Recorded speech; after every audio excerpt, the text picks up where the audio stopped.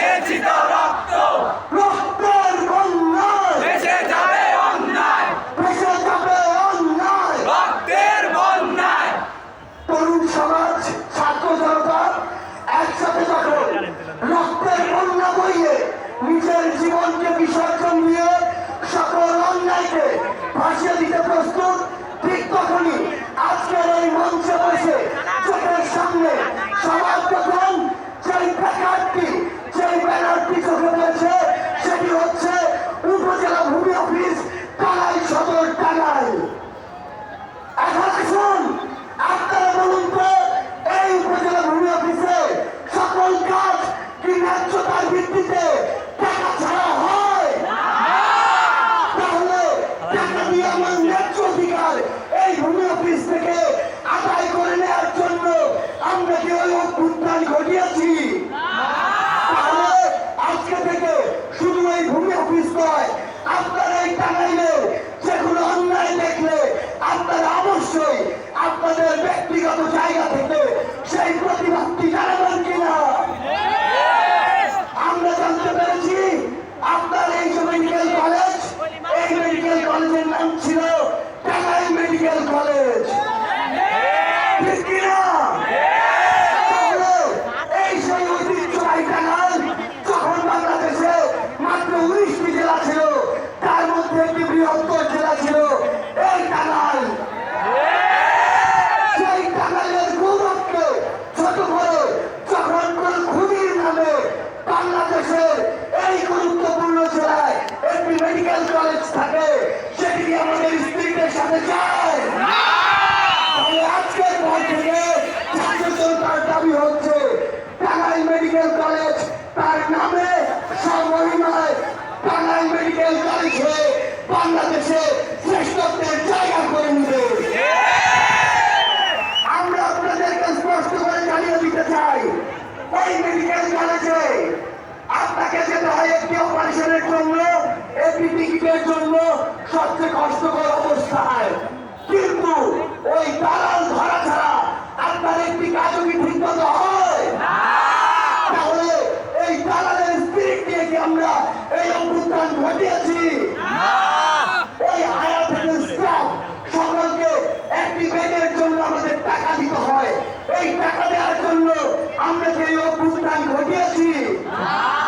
আমরা ছাত্র জনতা আমাদের জায়গা থেকে স্পষ্ট করে বলে দিতে চাই, এসব দালালি টাকা দিয়ে কাজ করার জন্য আর জনতার ওষুধ আপনাদের কোম্পানির কাছে বিক্রি করার জন্য ছাত্র জনতা এই অভ্যুত্থান ঘটায়নি। আমরা আপনাদেরকে একটি স্পষ্ট জিনিস বলে দিতে চাই, শুধু এই টাঙ্গাইলে নয়, পুরো বাংলাদেশে বিগত 16 বছরে হাসিনা সবচেয়ে বড় যে ক্ষতিটি করেছে সেটি হচ্ছে তিনি তার আওয়ামী লীগকে শুধু ফ্যাসিস্ট বানায়নি, সে তার বাংলাদেশকে শুধু ফ্যাসিস্ট বানায়নি, সে ফ্যাসিস্ট বানিয়েছে আমাদের প্রত্যেকটি মানুষকে। এই জায়গা থেকে আমরা যদি নিজেদের উত্তরণ ঘটাতে তাহলে আমাদের যে সংশোধন, সেই সংশোধন শুরু হতে হবে ওই ব্যক্তিগত পর্যায় থেকে। বলুন তো, আপনার ওই টাঙ্গাইলে চাঁদাবাজি হয় কিনা?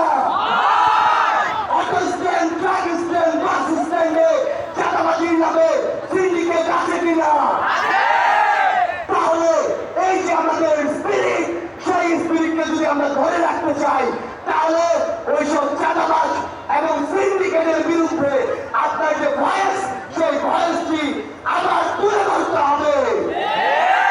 একটি জিনিস মনে রাখবেন, এটি কখনো মনে করার উপায় নেই যে 100 জন মানুষ চাঁদাবাজি করছে, করুক। মনে রাখবেন, এটি একটি ছোঁয়াচে। কেউ যদি একবার স্কোপ পায়, এটি ধীরে ধীরে সব জায়গায় ছড়িয়ে পড়ে। আরেকটি গুরুত্বপূর্ণ বিষয় হচ্ছে, এই যে চাঁদাবাজিটি করা হয়, এই কারণে আপনার কাছে অটোর ভাড়া বেশি রাখা হয়, বাসের ভাড়া বেশি রাখা হয়, চাকরির দাম বেশি রাখা হয়, পণ্যের দাম বেশি রাখা হয়, এবং এর ভাগিদার আমাদের সবাইকে হতে হয়। এই কারণে এই ছাত্র জনতা আজকের পর থেকে সকল চাঁদাবাজি এবং সকল সিন্ডিকেটের বিরুদ্ধে কথা বলবে। আমাদের আজকে টাঙ্গাইলে এসে শুনতে হয়, আমার যে ভাই মানুষ হত্যা হয়েছে, আমার যে বোনকে অপদস্থ করা হয়েছে, আমার যে ভাইদের রক্তাক্ত করা হয়েছে, আমার স্কুল কলেজের যে ছোট ভাই বোনদেরকে বিভিন্ন ভাবে হামলা করা হয়েছে, সেই পুলিশরা নাকি এখনো আশেপাশে ঘোরাফেরা করে। আমার ভাই যখন রক্তাক্ত হাসপাতালে, তখন সেই হামলাকারী কতিপয় পুলিশ কিভাবে উন্মুক্ত রাস্তায় ঘোরাফেরা করে। আমরা স্পষ্ট করে বলে দিতে চাই, ওই ফ্যাসিস্ট আওয়ামী লীগের দোষর, চাটুকার, তেলবাজ, পয়সাবাজকারী যে সকল আইন শৃঙ্খলা রক্ষাকারী বাহিনীর সদস্য রয়েছে, তারা যদি এখনো নিজেদের সূত্রে না নেয়, তাহলে তাদের ওই নেত্রী হাসিনার মতোই তাদেরকে দোষ ত্যাগ করতে হবে। আমরা আপনাদের মাধ্যমে, ছাত্র জনতার মাধ্যমে পুরো বাংলাদেশকে আমাদের রায় হিসেবে জানিয়ে দিতে চাই, এক ফ্যাসিস্টকে আমরা দেশ ছাড়া করেছি, অন্য ফ্যাসিস্টকে জায়গা ছেড়ে দেওয়ার জন্য নয়। কেউ যদি এখনো শয়নে স্বপ্নে স্মৃতিতে কিংবা ঘুমের মধ্যে চিন্তা করে আবারও ছাত্র জনতাকে ডমিনেট করে ফ্যাসিস্ট হয়ে উঠবে, তারা যেন ওই শেখ হাসিনাকে দেখে শিক্ষা নিয়ে নেয়। আমরা শুনতে পেয়েছি আপনাদের এই জায়গায় একটা বিশাল বিশেষণযুক্ত নাম রয়েছে, সেই নামটি হচ্ছে রনি। আপনারা নাকি তাকে বলেন ওয়াটার রনি।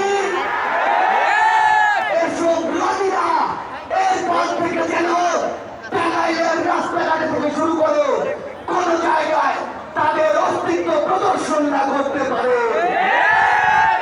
রনি সহ এমন সন্ত্রাসী এবং যাদের যত দোষর রয়েছে, সকল দোষরকে এই ছাত্র জনতা আইনের হাতে তুলে দিয়ে সারা জীবনের জন্য বিচারিক প্রক্রিয়ার মাধ্যমে তাদের যে জায়গা কেরানীগঞ্জ জেলখানা, সেখানে পাঠিয়ে দিবে। এবার আমরা আমাদের এই যে ছাত্র ভাইরা, ছাত্র বোনেরা রয়েছে, তাদের উদ্দেশ্যে একটি কথা বলতে চাই। আমরা চাই আগামীর যে বাংলাদেশ হবে, সেই বাংলাদেশের নেতৃত্ব আপনারা দিবেন। আমরা চাই ওই সংসদে গিয়ে আপনি একজন এমপি হবেন, একজন মন্ত্রী হবেন, একজন প্রধানমন্ত্রী হবেন। আপনাকে ওই সংসদে একজন পলিসি মেকার হিসেবে যেতে হবে, কারণ দিন শেষে আপনি কি খান, কি করেন, কি পড়েন, কিভাবে চলবেন, আপনার আইন কি হবে, আপনার নিয়ম নীতি কি হবে, আপনার চলাফেরা কিভাবে হবে, তার সব ডিসিশন পলিসি মেকিং হয় ওই সংসদ থেকে। টাঙ্গাইলের এই মেধাবী তরুণ প্রজন্ম যদি ওই সংসদে প্রতিনিধিত্ব না করে, তাহলে কারা করবে? সেই জায়গায় আপনারা আজকের পর থেকে আপনাদের বাবা মাদেরকে বলে দিবেন যে আপনারা যেমন এতদিন স্বপ্ন রেখেছেন আপনার ছেলে ডাক্তার হবে, ইঞ্জিনিয়ার হবে, পাইলট হবে, ম্যাজিস্ট্রেট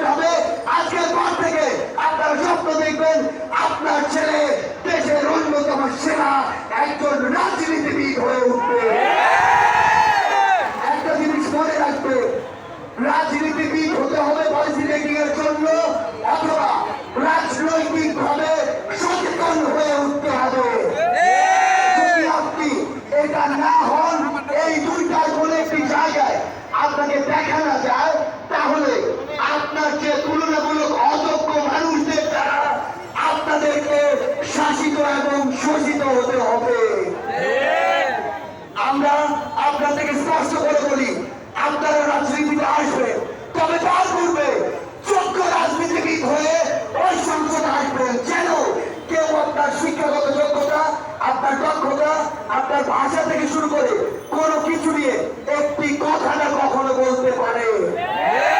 পরিশেষে আপনাদেরকে শুধু একটি কথা বলতে চাই, এই বাংলাদেশ আর ফ্যাসিজম চায় না, এই বাংলাদেশ ওই পলিটিক্যাল কালচার গুলো চায় না। এই বাংলাদেশের ছাত্র জনতা এখন একটি নিউ পলিটিক্যাল সেটেলমেন্ট চায়, যারা কথা বলবে ছাত্র জনতার জন্য, যারা কথা বলবে সমতার জন্য, যারা কথা বলবে সমবর্তনের জন্য, যারা কথা বলবে সমমর্যাদার জন্য। সবশেষে শুধু এই কথাটি বলতে চাই, টাঙ্গাইলের এই যে ছাত্র জনতা, এই ছাত্র জনতার 24-এর যে অভ্যুত্থানের যে স্পিরিট, এই স্পিরিট টাঙ্গাইল থেকে ছড়িয়ে পড়ুক পুরো বাংলাদেশে।